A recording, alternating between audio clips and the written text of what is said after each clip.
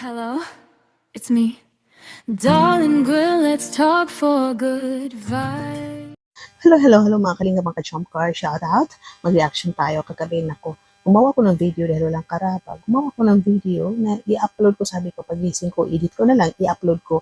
Then i-actionan ko yung pagbisita ni Kalingap Jomar kay France mas kasama si Carl. Kagabi nag-delete ako kasi puno na aking gallery, aking Google Gallery.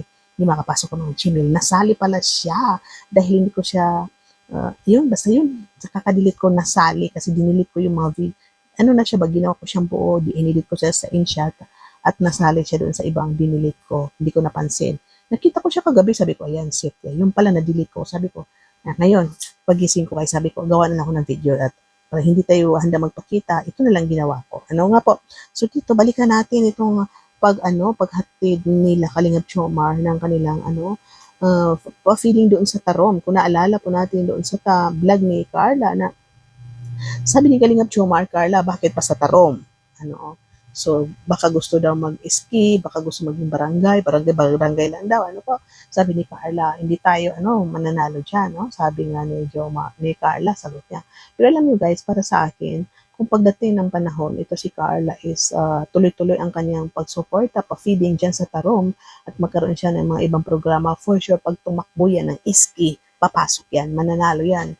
Kahit na tumakbo ng konsihales, pag maganda ang kanyang mga proyekto, programa dyan sa Tarom is susuportahan siya. Pero sa panahon, sa edad ni Carla is parang ayaw niya ata, focus siya sa pag-aaral, dyan sa kanyang business sa bus, at yung sa kanya tulong-tulong lang, ito, bakit napili ni Carla ang Tarom? Dahil yun nga po, ang Tarom is doon siya pinanganak, dyan ba siya pinanganak o lumipat lang? Basta, yun nga po, dyan siya lumaki. At nakita niya ang hirap ng buhay dyan sa Tarom. Nakita niya kung ano ang buhay nila dyan. So, kung paano sila makakain, isang beses, about 3 beses sa isang araw, na witness niya ang buhay nila dyan sa Tarom.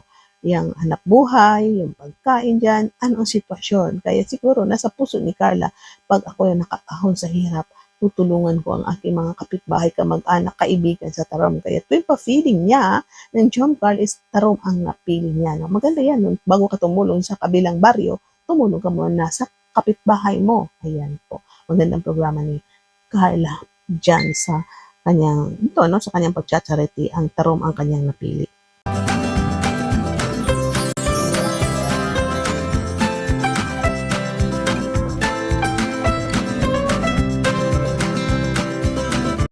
At yan po, nakita natin na dinaanan nila yung waiting shed kung saan si Carla ay nagbibinta ng puto. Ay, nako. Parang hindi ko pa natikman ang puto na binibenta ni Carla. Masarap talaga. Masarap. Hindi ako mahilig sa puto na gawing sabing favorite. Pero kumakain ako ng puto. Lalo na pag nakita ko na, parang malinam na, masarap. Kutsinta. Talaga, masarap ang kutsinta. Puto kutsinta ginagawa ni Carla, Puto kutsinta. So, siguro pag dumaan yan dito sa amin, si Carla nagbibenta, talagang bibili ako. Kahit siguro hindi siya na-scout, may dalagang kasi ganda ni Carla na dumaan dito sa akin, nagbibenta ng puto, talagang bibili po ako. So, yan mga kalingap, magpakita tayo ng short video naman, Pati mga kapatid ni Carla tumulong sa paghatid ng mga pagkain. Yan, dinala sa waiting shed. Ayan.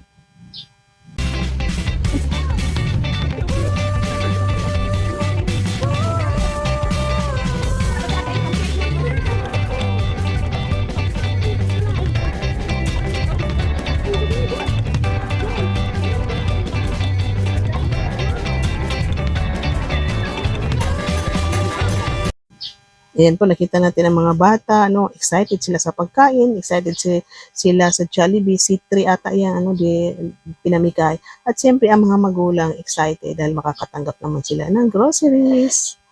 Grabe guys, hello po mga kalingap, dito po kami. Ito po sa, tawag dito, waiting shed. Napili po namin po dito po kasi bilang pag-remember. Tama ba pag-remember po nung kung saan po nakilala po. Una pong nakita po nila Kalingap Rob, si Carla Popular Vlog. Ay si Carla po guys, so ito po yung, dito po guys pumesto. So, tanong pa rin po to. Ang dami pong mga bata dito ngayon. So, sakong-sakto. Guys, kumain na ba kayo? Hindi pa? Anong oras na? Feeling ko siya kumain na siya. Kumain ka na kuya? May kulay ng bibig niya. Pintura.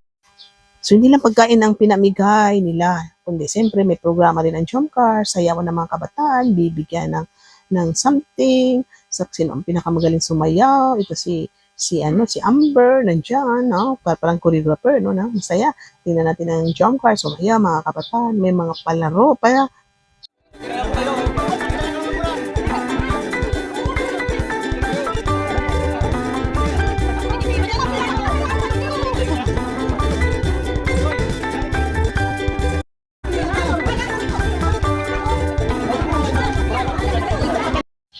Ayan, may mga palaro, bring me, bring me, bring me. Ayan, no? Alam natin yung mga bring me na yan. So, ang mga bata talagang tumatakbo, kumukuha ng pera, kumuha ng flower, kumuha ng bato, kahit anong bring me na hinahanap ni Carla is hinatid nila.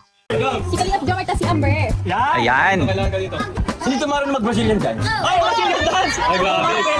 Grabe. Paya, bukay paya. Gagawin. Na-pressure yung isa. Nadagay ang pangalan mo, Toy. So, syempre, shoutout sa Team Hopia Team Squad nag-sponsor dito sa pa-feeding ng jump car. At ito sa dulo natin, ipapakita natin yung ay kilig ng jump car doon, no? Dumaan sila sa bahay ni Carla. At Tutok ng kalalaw po.